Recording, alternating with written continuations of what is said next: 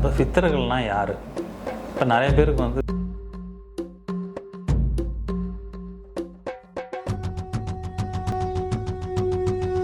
இப்போ சித்தர்களை வந்து நம்ம வழிபட்டால் என்ன நடக்கும் அப்படின்றத நம்ம பார்க்கலாம். இப்போ வந்து ஒருவருக்கு வாழ்நாளில் நிறைய பிரச்சனைகள் இருக்குது, துன்பங்கள் இருக்குது. அதாவது மனநலம் சார்ந்த பிரச்சனை எது வேணாலும் வச்சுக்கலாம். நீங்கள் உங்களுக்கு ஒரு பிரச்சனை இருக்குது அப்படின்னா சில பேருக்கு என்னென்னா எதை எதை எதை எதை சாப்பிட்டா நமக்கு சரியாகும் அப்படின்ற மாதிரி தான் இருக்கும்.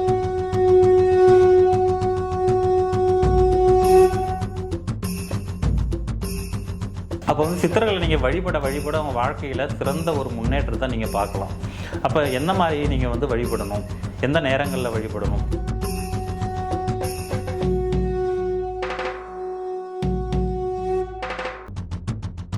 அதுலேயும் மூழ்கி போயிடக்கூடாது. ஏன்னா குடும்பத்தில் இருக்கிறவங்க சித்தர்களை ரொம்ப வழிபட்டாலும்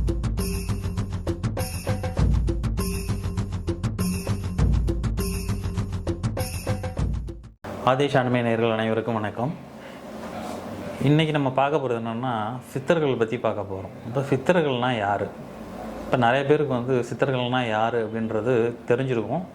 ஸோ அதை பற்றியும் நம்ம ஒரு சொல்லிடலாம். இப்போ சித்தர்கள் பார்த்திங்கன்னா தன்னுடைய வாழ்நாளை கடவுளுக்காகவே அர்ப்பணித்தவர்கள். சரிங்களா? அவங்க வந்து எப்போதுமே கடவுளை பற்றியே நினைக்கிறவங்க, கடவுளை பற்றியே பேசக்கூடியவங்க, கடவுளை பற்றியே மந்திரங்களை வந்து சொல்லக்கூடியவங்க. அப்போ சித்தர்கள் பார்த்திங்கன்னா தன்னுடைய வாழ்நாள் முழுவதும் கடவுளுக்காகவே அர்ப்பணித்தவர்கள். அப்போ பார்த்திங்கன்னா ஒவ்வொரு சித்தர்கள் 18 சித்தர்கள் வந்து எல்லாருக்குமே தெரியும். அதில் வந்து பார்த்திங்கன்னா ஒரு சின்ன கதையை சொல்கிறேன். இப்போ கருவூரார் எடுத்துக்கிட்டிங்கன்னா அவர் வந்து ஒரு நாளைக்கு அதாவது நெல்லையப்பர் கோயில் உள்ளே போகிறார். இது ஆல்ரெடி நீங்கள் இந்த கேள்விப்பட்டிருப்பீங்க இந்த கதையை. அப்போ நெல்லையப்பர் கோயில் போகும்போது அவர் என்ன பண்ணுறாருன்னா, நெல்லையப்பா வெள்ளவா அப்படின்னு கூப்பிட்றாரு. அப்போ என்னென்னா அவர் வந்து அந்த நேரம் வந்து அவருக்கு பூஜை நடந்துகிட்ருக்கு உள்ளே, அதனால் அவர் வர முடியல, நெல்லையப்பர் வர முடியல வெளியில். அப்போ இவர் என்ன பண்ணுறாரு, அப்போ கடவுள் இந்த கோயிலில் இல்லையா அப்படின்னு சொல்லிட்டு அவர் என்ன பண்ணுறாரு, இப்போ கடவுள் இல்லாத கோயிலுக்கு எதுக்கு இவ்வளோ ஆடம்பரம் அப்படின்னு சொல்லிட்டு எருக்கஞ்செடியாக இந்த இடம் ஃபுல்லாக எருக்கஞ்செடியாக வளரட்டும் அப்படின்னு சொல்லி சாபம் விட்டு போயிடுறாரு கருவூரார். அப்போ போகும்போது பார்த்திங்கன்னா அவர் சொல்லிட்டு போயிடுறாரு. போன உடனே அந்த இடம் ஃபுல்லாக எருக்கஞ்செடியாக மாறிடுது. உடனே என்ன பண்ணுறாரு, பூஜை முடிஞ்சு நெல்லையப்பர் வெளியில் வந்து இவரை போய் வழிமறித்து இவர்கிட்ட சொல்கிறாரு, நான் இது மாதிரி நடந்துருச்சு, பூஜை நடந்தது, என்னால் வர முடியல, அதுக்காக கோச்சிப்பியா அப்படின்னு சொல்லி கடவுளே இறங்கி வந்து ஓடி வந்து அவர்கிட்ட வந்து பேசி அவரை கன்வின்ஸ் பண்ணுறாருனா அப்போ சித்தர்களுக்கு எவ்வளோ ஒரு வந்து மரியாதை, ஒரு பலம் இருக்குன்னு பாருங்கள். அப்போ சித்தர்கள் வந்து நான் அந்த கடவுளை அந்த அளவுக்கு உருகி அவங்கள வந்து அவங்களே எல்லாம் கதின்னு நினைச்சு வாழ்ந்தவங்களாம் சித்தர்கள். அப்போ பார்த்தீங்கன்னா நீங்கள் பழனியில் போகர் அவர் செஞ்ச சிலை தான் நம்ம வந்து இன்றைக்கி எல்லா விஷயத்துக்கும் வந்து நமக்கு வந்து ஒரு மருத்துவத்துக்கு எல்லாத்துக்குமே யூஸ் ஆகுது. உங்களுக்கு அது நல்லாவே தெரியும். பழனி சிலையில் இருக்கிற அந்த சந்தனம் தான் இன்றைக்கி வந்து மருத்துவ குணம் கொண்டதுன்றதும் நமக்கு தெரியும். அந்த மாதிரி போகர் வந்து நம்ம பண்ணிட்டு போயிருக்கிறாரு.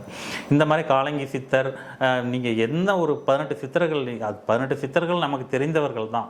அது இல்லாமல் எத்தனையோ சித்தர்கள் இந்த தமிழ்நாட்டில் இருக்கிறாங்க, இன்னும் வாழ்ந்துகிட்டு இருக்காங்க. ஆனால் வந்து அவர்களை நீங்கள் பார்க்க முடியுமா, அவங்ககிட்ட பேச முடியுமா, அவங்களுடைய அருள் கிடைக்குமான்றது தான் எல்லாருடைய ஒரு எதிர்பார்ப்புமே.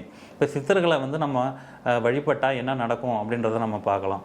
இப்போ வந்து ஒருவருக்கு வாழ்நாளில் நிறைய பிரச்சனைகள் இருக்குது, துன்பங்கள் இருக்குது.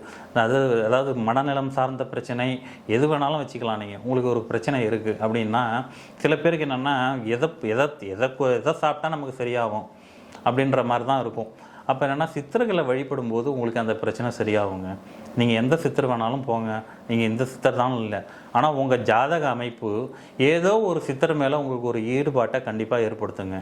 நீங்கள் இங்கே உள்ள யாரை வேணாலும் பாருங்கள், ஏதாவது ஒரு சித்தரை அவங்க வந்து கண்டிப்பாக வழிபடுவாங்க. அந்த சித்தரை அவங்க வந்து வழிபட்டே தான் ஆகணும். ஏன்னா அந்த அமைப்பு அந்த ஜாதகம் வந்து கொடுத்துரும். அப்போ வந்து ஒரு சித்தரை நீங்கள் வழிபடும் போது உங்களுக்கான அந்த பாதை திறக்கப்படுங்க. நீங்கள் வந்து என்ன பிரச்சனை இருந்தாலும் அதில் வந்து நீங்கள் பார்த்தீங்கன்னா உங்களுக்கு முன்னேற்றம் கிடைக்கும். அப்போ சித்தர்கள் ஜீவசமாதி இப்போ சென்னையிலே பார்த்தீங்கன்னா பட்டினத்தாரோட ஜீவசமாதி இருக்குது, ஏகப்பட்ட ஜீவசமாதிகள் சென்னையிலும் இருக்குது, தமிழ்நாடு ஃபுல்லாகவும் இருக்குது. அப்போ அந்த இடங்களில் போகும்போது உங்களுக்கு அந்த வைப்ரேஷன் கிடைக்கும். அப்போ அந்த மனநிலை மாறும். நீங்கள் எவ்வளோ பிரச்சனையில் இருந்தாலும் ஜீவசமாதி, சித்தர்களோட ஜீவசமாதி நீங்கள் இப்போ போனீங்கன்னா அதனுடைய வைப்ரேஷன் வந்து உங்கள் மனநிலையை மாற்றும். எவ்வளோ பிரச்சனை இருந்தாலும் அதை சரி பண்ணும். அப்போ வந்து அதுவும் ஒரு அளவு தாங்க. நீங்கள் சித்தர்களை வழிபடுறதும் கூட ஒரு அளவு தான். நீங்கள் வந்து அதிலேயே போயிட்டாலும் உங்கள் வாழ்நிலையில் ஒரு ஒரு ஒரு சில பிரச்சனைகள்லாம் வர்றதுக்கும் வாய்ப்பு இருக்குது. ஏன்னாக்கா சித்தர்கள் வந்து பொதுவாக அவங்க வந்து தன்னுடைய வாழ்க்கையே துறந்தவங்க, முற்றும் துறந்தவர்கள். இப்போ சித்தர்களுக்கு பார்த்தீங்கன்னா எந்த கிரகமுமே வேலை பார்க்காதுங்க. சித்தர்களுக்கு வந்து கிரகமே கிடையாதுங்க. சொல்லப்போனால் அவங்க வந்து இப்போ நீங்களே இருக்கீங்க, உங்களுக்கு வந்து எனக்கு ஆசையும் இல்லை எல்லாமும் இல்லை, நீங்கள் வந்து துறவி ஆகிட்டீங்கன்னா உங்களுக்கு ஜாதகமே வேலை பார்க்காதுங்க. உங்கள் லக்ன புள்ளியும் சரி, உங்கள் எந்த விஷயமே வேலை பார்க்காது. உங்களுக்கு வந்து சனி தசையாவது அஷ்டம சனியாவது இல்லை எந்த ராகு தோஷம் செவ்வாய் தோஷம் எந்த தோஷமுமே வேலை செய்யாது. அப்போ என்னென்னா ஒருத்தர் வந்து சித்தர் ஆயிட்டாருனாலே அவருக்கு வந்து இந்த ஜாதகம் வேலை செய்யாது. அப்போ சித்தர்கள் பார்த்துங்க, அதனால தாங்க ஜாதகமே வேலை செய்யாதுங்கும் போது தான் கிரகங்கள் வந்து அவங்களுடைய கண்ட்ரோலில் வச்சுருந்தாங்க சித்தர்கள் சொன்னால் அந்த கிரகங்கள் வந்து பண்ணக்கூடிய அமைப்புங்க. அதனால தாங்க ஒரு ஜாதகத்தில் ஒரு லக்ன புள்ளியை மாத்திர அமைப்பு கூட சித்தர்களுக்கு மட்டும்தாங்க இருக்குது. அவங்க நினச்சா அவங்க லக்னத்தை நவுத்தி கூட போட முடியும். இப்போ ஒரு லக்னம் வந்து உங்களுக்கு புள்ளியாக இருக்குது, அந்த லக்னம் வந்து மாறினா உங்களுக்கு வாழ்க்கை நல்லா இருக்கும்னா அந்த லக்னத்தை மாற்றக்கூடிய அமைப்பு, அந்த கிரகங்களை சுழற்றக்கூடிய அமைப்பு எல்லாருக்குமே சித்தர்களுக்கு தாங்க இருக்குது. அவங்களால மட்டும்தான் அதை முடியும். ஏன்னா அந்த கடவுளால் கூட முடியாது, நவகிரகங்களாலும் முடியாது. ஏன்னா நவகிரகங்களுமே அவங்களுடைய கண்ட்ரோல் தான், சித்தர்களுடைய கண்ட்ரோல். அப்படி வந்து அவங்களால எல்லாத்தையுமே மாற்றி அமைக்க முடியும். அப்போ வந்து சித்தர்களை நீங்கள் வழிபட அவங்க வாழ்க்கையில் சிறந்த ஒரு முன்னேற்றத்தை நீங்கள் பார்க்கலாம். அப்போ என்ன மாதிரி நீங்கள் வந்து வழிபடணும், எந்த நேரங்களில் வழிபடணும்?